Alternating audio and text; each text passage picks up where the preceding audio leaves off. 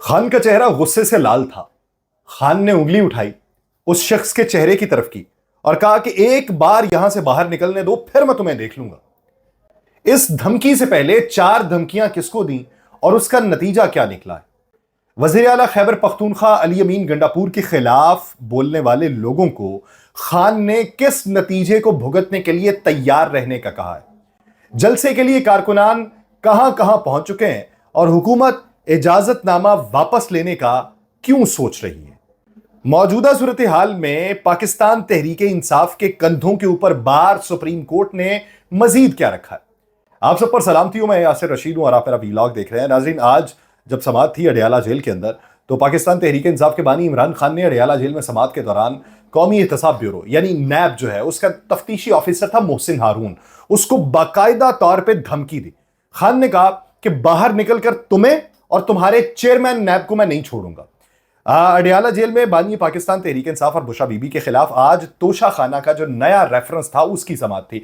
इससे पहले जो समाअतें होती हैं वो अलकादर यूनिवर्सिटी के हवाले से हैं, जो 190 मिलियन पाउंड का केस है। तो आज तोशा खाना के नए रेफरेंस की समाअत थी। तो समाअत के दौरान इमरान खान साहब जो हैं वो तफ्तीशी ऑफिसर जो नैब की जानिब से वहां पर पेश हुआ था मोहसिन हारून, उसको जाके उन्होंने धमकी दी। वो नैब के तफ्तीशी ऑफिसर के पास गए, उंगली उठाई, बोले कि तुम्हारे बनाए गए केसेस के सबब मेरी बीवी जो है वो जेल में है, बाहर निकलकर तुम्हें और तुम्हारे चेयरमैन नैब को नहीं छोड़ूंगा। फिर इसके साथ उन्होंने एक लाहका लगाया, उन्होंने कहा कि रिहा होते ही तुम दोनों को मैं अदालत लेके जाऊंगा। नैब जो ऑफिसर था उसने इससे पहले भी 4 बार इमरान खान की तरफ से धमकियों का मीडिया को बताया था और पाकिस्तान तहरीक इंसाफ ने इसके ऊपर कोई वजाहत नहीं पेश की। इसके अलावा इमरान खान ने आज ये कहा कि कुछ लोग पार्टी के अंदर अली अमीन गंडापुर के खिलाफ साजिशें कर रहे हैं। मैं पार्टी को ये कह रहा हूं कि अली अमीन गंडापुर को अंडरमाइन ना करें, मैं उसके साथ खड़ा हूं। पूरी पार्टी को ये कहता हूं ये वक्त इख्तलाफात का नहीं है। उन्होंने कहा कि अली अमीन के खिलाफ साजिशें करने वाले बाद में ये ना कहें कि टिकट नहीं मिला। अच्छा, इसके 2 पोर्शन है। एक पोर्शन पहला अलग करें, धमकी वाला। एक धमकी आपको याद होगी, इमरान खान साहब ने एक जज साहिबा को धमकी दी कि मैं तुम्हें देख लूंगा। उसके ऊपर एक बहुत बड़ा हवा बना, फिर एक केस चला, फिर माफीनामा बाकायदा तौर पे खड़े होकर उन्होंने खुद मांगा।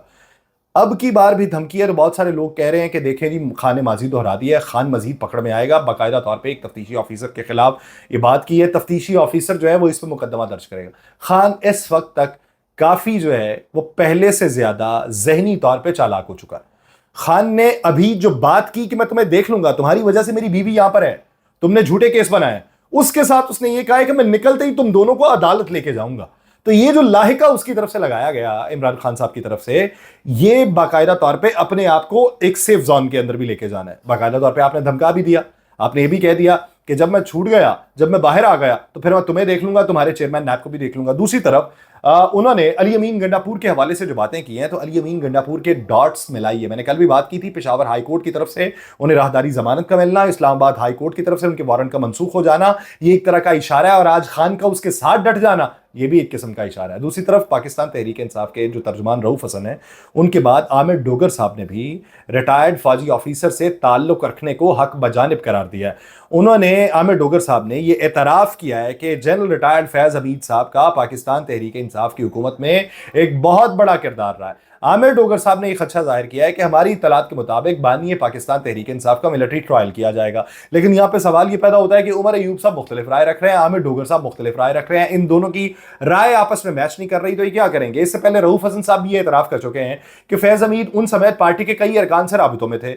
रऊफ हसन साहब का ये कहना है कि उनके साथ फैज़ हमीद का ताल्लुक अलैक सलैक की हद तक था, लेकिन पार्टी के दीगर अरकान के साथ उनके जो ताल्लुक था, जो नौयत थी, वो उसके बारे में नहीं जानते। पार्टी के अंदर डिफरेंट ओपिनियन तो मौजूद है। कुछ लोग सेफ जोन में रहना चाहते हैं, कुछ लोग फ्रंट फुट पे आना चाहते हैं। अब उनको ये नहीं मालूम कि पार्टी की गाइडलाइन क्या है। उनको आज के खान के इस बयान से ये पार्टी गाइडलाइन लेनी है जिसके बारे में उनका ये कहना है कि अली अमीन गंडापुर को अंडरमाइन ना करें, मैं उसके साथ खड़ा हूं اور جو اس کے خلاف جائے گا وہ پھر یہ نہ کہے کہ پارٹی ٹکٹ اسے کیوں نہیں ملا.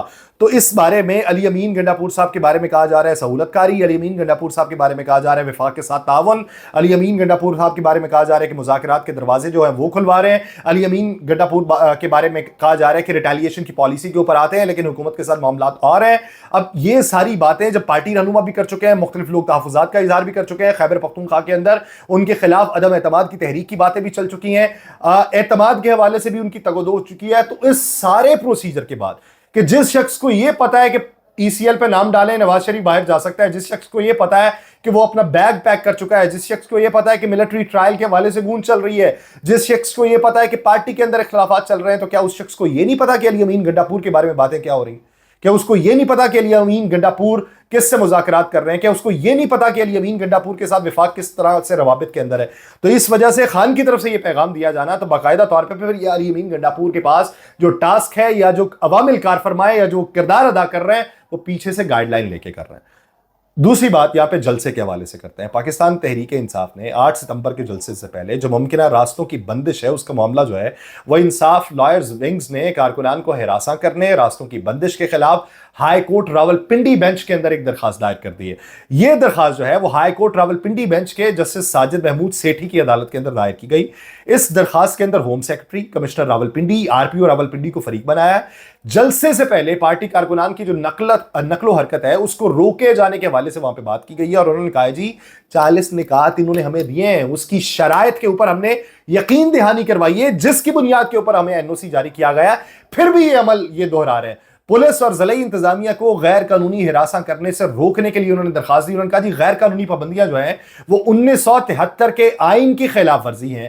بغیر کسی جواز کے انتظامیہ نے راستے بند کرنے کے لیے کنٹینرز ڈال رکھے ہیں. انتظامیہ اور پولیس کو کسی قسم کی رکاوٹ ڈالنے سے روکا جائے, یہ ہماری آپ سے استدعا ہے. عدالت نے پولیس کو کارکنان کو ہراساں کرنے اور راستے کی بندش سے روک دیا ہے, لیکن ہم نے یہ دیکھا ہے کہ جب ایک طرف پارلیمنٹ کے اندر بات ہو رہی تھی, ایک طرف سینٹ کے اندر بات ہو رہی تھی کہ شہر کو محصور نہیں بنایا جا سکتا, شہر کو ایک پنجرہ نہیں بنایا جا سکتا, تو اس سب کے باوجود شہر کے داخلی اور خارجی رستوں کے اوپر کنٹینرز لگا کے انہیں بند کیا گیا. ایک جگہ جسے پہلے مختص کیا گیا, جس کی پہلے اجازت دی گئی, پھر جگہ کو تبدیل کر دیا گیا.